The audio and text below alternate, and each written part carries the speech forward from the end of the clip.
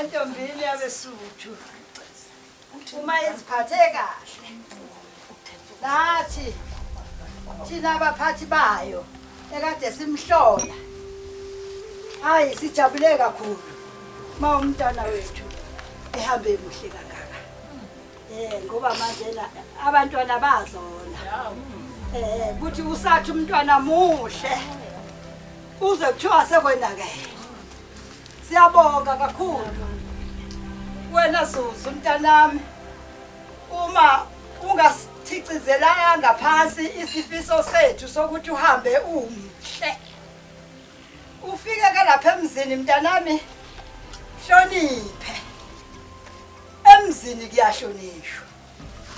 uhlonipha ubaba wakho uhlonipha uma wakho uhlonipha abazali uhlonipha bonke abantu bahlonipha umphakathini uhloniphe mntanami